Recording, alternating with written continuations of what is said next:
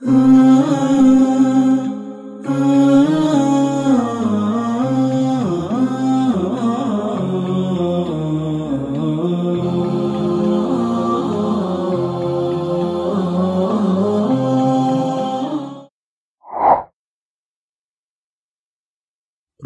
مسلمانوں کی موجودہ صورتحال۔ ٹرمپ انتظامیہ نے حال ہی میں میانمار حکومت کو روہنگیا مسلمانوں کے خلاف جاری اپنی پرتشدد فوجی مہم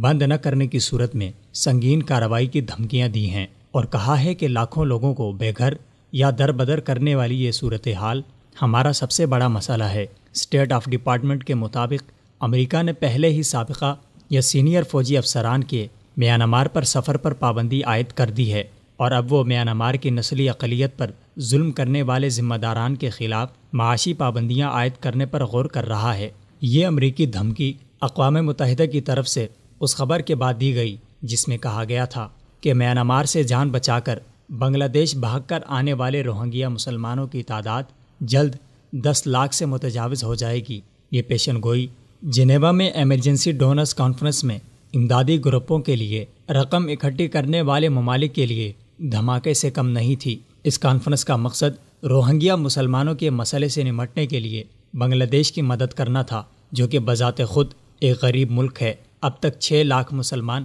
خوف، تھکن اور بھوک سے لڑتے ہوئے بحفاظت بنگلہ دیش پہنچنے میں کامیاب ہوئے ہیں۔ دریائے ناف، جو کہ بنگلہ دیش اور میانمار کے درمیان حد فاصل کا کام دیتا ہے، اسے روزانہ عبور کر کے آنے والوں کی تعداد 3000 سے 1000 پر آ گئی ہے۔ یہ تعداد اس بحران کے آغاز میں 18000 اور 12000 کے درمیان رہی ہے۔ اقوام متحدہ کے ادارے انٹرنیشنل آرگنائزیشن فار مائیگریشن کے ترجمان ولیم لیسی سوئنگ کے مطابق پناہ گزینوں کی تعداد 1 ملین سے بھی زیادہ بڑھنے کا خدشہ ہے۔ ان پناہ گزینوں میں 3 لاکھ بچے بھی شامل ہیں جو کہ غذائیت کی شدید کمی کا شکار ہیں۔ بنگلہ دیش نے ان کے لیے $116 ملین مختص کیے ہیں، جبکہ $430 ملین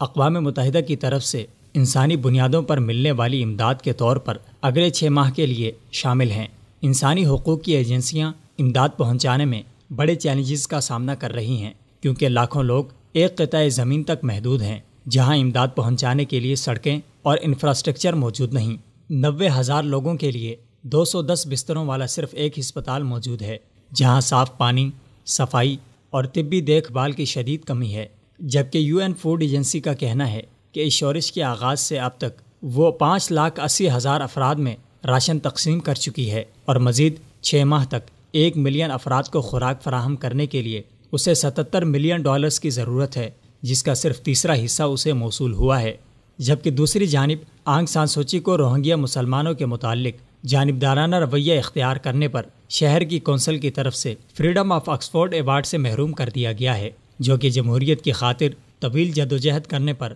اسے 1997 میں دیا گیا تھا۔ آکسفورڈ سٹی کونسل کے مطابق اب وہ اس کی اہل نہیں رہی، مگر امریکی دھمکیاں یا ایوارڈ سے محرومی روہنگیا مسلمانوں کے زخموں کا مرہم نہیں۔ امریکہ نے ہی اسی سال میانمار کو رکی ہوئی امداد جاری کی تھی اور برطانیہ کی حکومت آج کل بھی برمی فوج کو ٹریننگ دے رہی ہے۔ ضرورت اس امر کی ہے کہ یہ عالمی طاقتیں میانمار حکومت کو سخت نتائج کی دھمکی دے کر اس بات کا پابند کریں کہ وہ روہنگیا مسلمانوں کے ساتھ یہ امتیازی سلوک فوری بند کر کے اس کی وجوہات کا تعین کرے اور ریاست رخائن سے در بدر ہونے والے روہنگیا مسلمانوں کی بحفاظت واپسی یقینی بنائے، انہیں برمی شہریت دے اور مستقبل میں ان کے تحفظ کے لیے کسی قسم کی کسر نہ اٹھا رکھے۔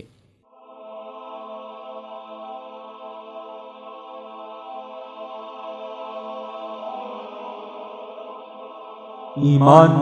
کی کرن، ہدایت کی شمع، وصال اردو۔